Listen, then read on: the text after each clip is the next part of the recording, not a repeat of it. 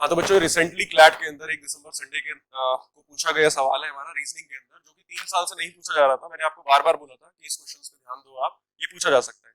तो केसेस कुछ इस तरीके से नोट करने सिखाए थे। यहाँ पे 9 मेंबर्स है।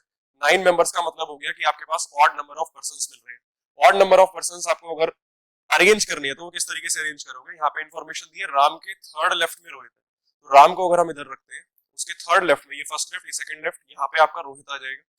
जैसे जैसे इन्फो आप लिखते जा रहे हैं उसको कट करते चलेंगे। राम के फोर्थ राइट में रोहन है। राम का fourth right, first right, second right, third right, यहाँ पे आप रोहन को रखोगे, आर ओ लिख लो, इसको कट करा। राम के सेकंड राइट में सुरेश को बताया तो ये फर्स्ट राइट, तो ये सेकंड राइट में आपका एस यू सुरेश हो गया। सुरेश के फोर्थ लेफ्ट में मतलब डाउनवर्ड्स जाएगा, फर्स्ट, सेकंड, थर्ड, यहाँ पे मोहित है, एम ओ, मतलब मोहित लिख लिया हमने। श्याम के थर्ड राइट में सोहन है, मतलब श्याम और सोहन के बीच में 2 पर्सन होंगे। तो श्याम को किस जगह रखें कि उसके बीच में 2 पर्सन है। तो श्याम अगर इधर बैठता है सर, तो यहाँ पे फर्स्ट, सेकंड और थर्ड राइट में सोहन इधर आएगा। राम के साइड में मोहन आ नहीं सकता, तो यहाँ पे राकेश बचा हुआ पर्सन आ जाएगा और मोहन हमारा इधर हो जाएगा। अब बच्चों को मिस्टेक हो रही होगी जब क्वेश्चंस कर रहे होंगे। यहाँ पे क्वेश्चन क्या पूछा जा रहा है पहला, कि राकेश की पोजीशन बताओ रोहन को ध्यान में रखते हुए। तो रोहन को ध्यान में रखते हुए राकेश की पोजीशन क्या आएगी सर? रोहन से देखते हैं first left, second left, third left, या फिर सर 1 2 3 4 5 6, मतलब सिक्स राइट।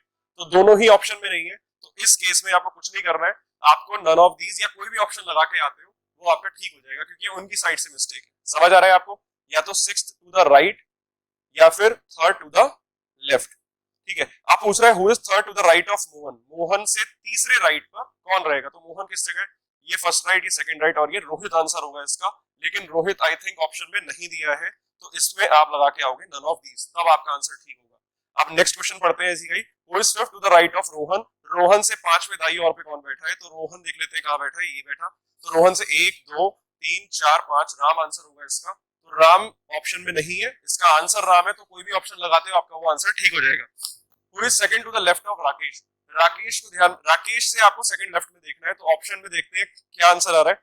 तो राकेश से सेकंड लेफ्ट में देखोगे तो सोहन आंसर होना चाहिए, बट ऑप्शन में सोहन नहीं है, तो इसका ऑप्शन डी आप लगा सकते हो। बट इसका डी भी करेक्ट आंसर नहीं है, क्योंकि डेटा इनएडिक्वेट हम उस केस में लगाते हैं जिस केस में हमारे पास डेटा पर्याप्त नहीं होता। यहाँ पर्याप्त है, तो ये उनकी साइड से मिस्टेक है। इसका नेक्स्ट क्वेश्चन क्या कह रहा है, who is immediate right of Mohit, Mohit के जस्ट दाएं और कौन बैठा है? तो सोहन बैठा है। क्या सोहन ऑप्शन में है? फर्स्ट ऑप्शन करेक्ट हो जाएगा। 102 क्वेश्चन क्या कह रहा है, who is third right of Sohan, Sohan से थर्ड राइट में कौन बैठा है? तो first right, second right, third right, Suresh. तो सुरेश के ऑप्शन में है, सुरेश ऑप्शन में नहीं है। ये भी क्वेश्चन उनकी साइड से गलत था ऑप्शन, आंसर इसका करेक्ट सुरेश होगा। Thank you so much. और मैंने बार बार बोला था कि ये क्वेश्चंस पूछे जाएंगे आपके, बट 2 साल से नहीं पूछे जा रहे थे। इनको प्रिपेयर करो, चैनल को सब्सक्राइब करो, लाइक करो, शेयर करो। Thank you so much.